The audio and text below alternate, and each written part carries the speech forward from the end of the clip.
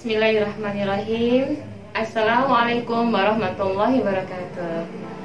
Ayah, bunda, serta anak-anakku sekalian yang dirahmati oleh Allah, pada kesempatan kali ini marilah senantiasa kita panjatkan puji syukur kehadirat Allah yang telah memberikan kepada kita sampai detik ini banyak sekali kenikmatan yang sudah kita terima dari Allah. Nikmat iman, nikmat kesehatan, juga nikmat waktu luang.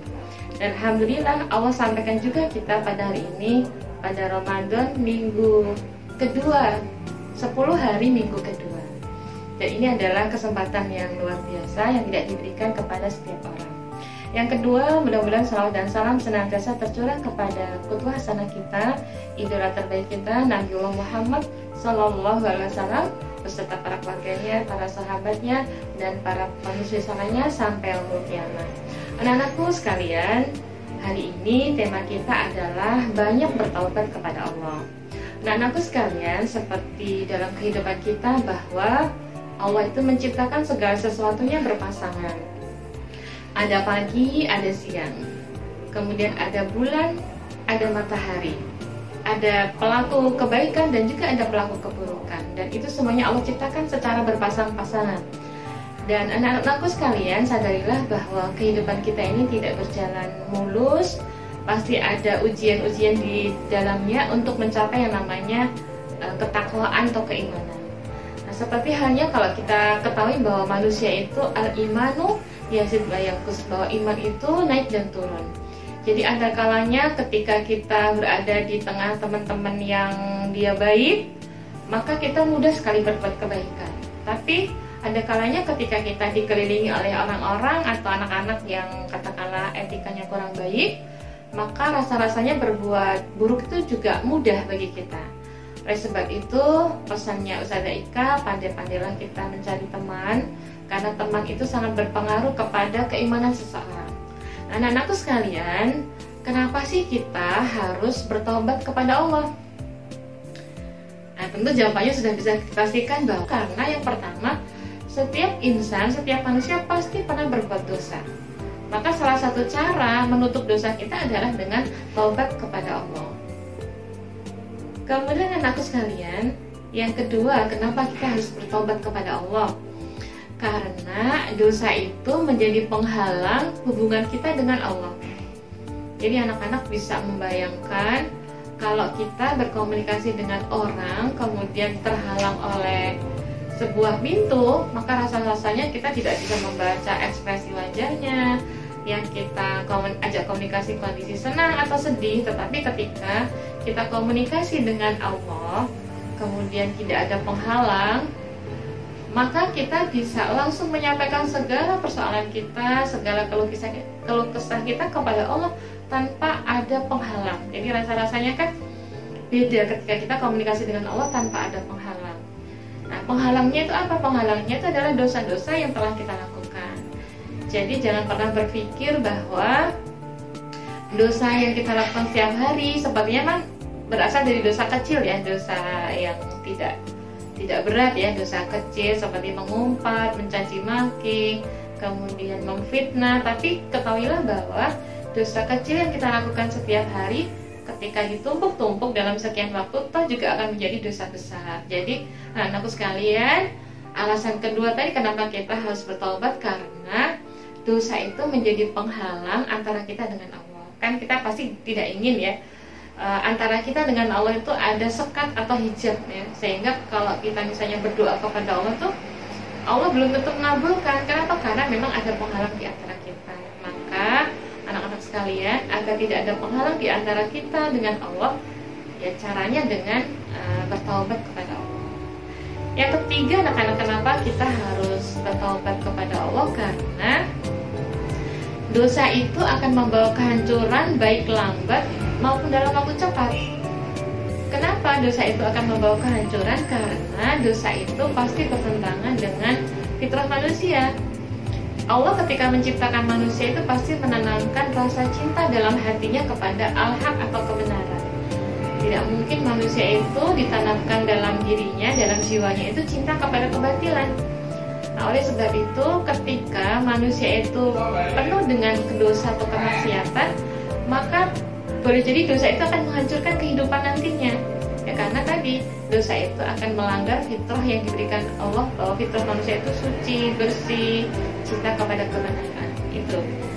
Kemudian anakku sekalian, yang keempat, kenapa kita harus bertaubat? Karena memang taubat itu sebuah perintah dari Allah SWT. Anak-anak bisa membuka di dalam Al-Quran surah Hud ayat 90. Sudah kita buka dulu ya di sini. Jadi bunyinya adalah di surah Al-Hud itu wastaghfiru rabbakum tsumma tubu ilaihi inna rabbi rahimu wadud.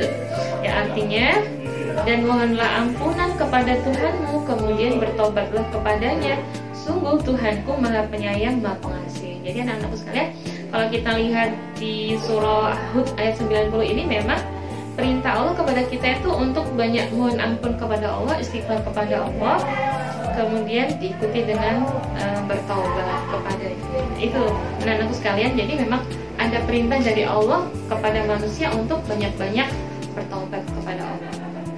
Kemudian yang berikutnya, Nana, kenapa kita harus bertobat kepada Allah? Karena memang Rasulullah sendiri pernah melakukannya, bukan pernah ya, memang Rasulullah melakukannya. Beliau itu ketika beristighfar kepada Allah, mohon ampun kepada Allah, kalau dalam hadis riwayat Bukhari disampaikan beliau itu istighfar sebanyak lebih dari 70 kali. Bahkan ketika di hadis riwayat Muslim disampaikan beliau itu istighfar dalam sehari sebanyak 100 kali. Jadi anak-anak bayangkan, ketika Rasulullah itu punya sifat maksum itu kan artinya terjaga dari dosa, kemudian juga Allah menjaminkan surga untuk Nabi Muhammad, itu pun beliau masih banyak beristighfar kepada Allah atas kelemahannya. Nah, apalagi kita ini tidak ada jaminan surga, kemudian kita tidak tahu kematian kita husnul khotimah atau su'ul khotimah. Kenapa kita malas untuk beristighfar kepada Allah? Sedangkan kita tidak tahu usia kita akan berakhir ya, kapan gitu ya. Maka sesungguhnya kalau Rasulullah saja yang maksum, beliau itu istighfar 100 kali dalam sehari, apalagi kita, kebutuhan kita pasti lebih banyak dari Nabi Muhammad gitu ya. Karena kita ini kan banyak khilaf, banyak dosa, banyak kemaksiatan, kadang-kadang sering tidak taat kepada perintah Allah, begitulah ya kira-kira. Maka anak-anakku sekalian, ketika kita seperti Rasulullah, mencontoh kehidupan Rasulullah, maka ya kita harus banyak beristighfar dalam kehidupan kita sehari-hari. Makanya kalau kita selesai sholat, jangan buru-buru pergi ya. Ketika kita sudah selesai sholat, ya kita harus banyak melafadzkan astagfirullahaladzim, astagfirullahaladzim gitu ya, dan bacaan-bacaan yang lain gitu. Itu anakku sekalian. Nah, kemudian syarat bertobat itu apa sih gitu ya? Sebetulnya mudah sekali kalau kita ini agar diterima taubat kita kepada Allah. Yang pertama itu pasti diawali dengan menyesali atas dosa-dosa yang telah kita lakukan. Jadi sebagai bukti komitmen kita ini ingin jadi orang yang baik, maka ya memang salah satu komitmen itu dilihat dari kesungguhan kita untuk benar-benar menyesali atas perbuatan yang telah kita lakukan. Apalah artinya kita mengatakan, ya Allah aku berjanji untuk berbuat baik, tapi kita kemudian mengulanginya kembali. Seperti itu, ibarat jatuh di lubang yang sama, dan itu dilakukan berulang-ulang. Maka anak-anakku sekalian, syarat pertama untuk bertaubat itu adalah menyesali atas dosa-dosa yang telah kita lakukan. Kemudian yang kedua itu adalah berhenti melakukan dan berjanji untuk tidak mengulanginya lagi. Jadi ini sebuah komitmen ya anak-anak ya. Jadi ternyata kekuatan janji itu luar biasa ya. Kalau kita itu janji kepada manusia saja, untuk misalnya janji ketemuan kepada seseorang ya di tempat ini jam segini, kalau kita melanggar saja kan orang yang sudah kita berikan janji itu marah ya, atau mereaksi atas perbuatan kita. Apalagi janji kita kepada Allah untuk tidak berbuat dosa, untuk tidak lagi berbuat maksiat. Maka kemudian kalau kemudian disebutkan di sini syarat yang kedua itu kita berani melakukan dan berjanji tidak mengulanginya kembali, seperti itu. Nah, yang ketiga anak-anakku sekalian, syarat taubat itu adalah bertaubat itu bisa dilakukan selama nyawa kita belum diambil oleh Allah. Jadi selama Allah itu masih berikan kesempatan hidup kepada kita, maka terus lakukan perbaikan terus-menerus. Misalnya hari ini kita sudah bertaubat, ternyata kelemahan kita membuat kita berbuat dosa lagi. Jangan pernah bosan, besok kemudian taubat lagi kepada Allah. Begitu seterusnya, bahkan jangan pernah bosan untuk taubat kembali kepada Allah, minta ampunan kepada Allah. Maka pesannya ke Ustazah Ika itu adalah carilah teman yang mendukung kebaikan kita. Mudah-mudahan itu menjadi pendorong bagi kita untuk terus berada dalam kebaikan.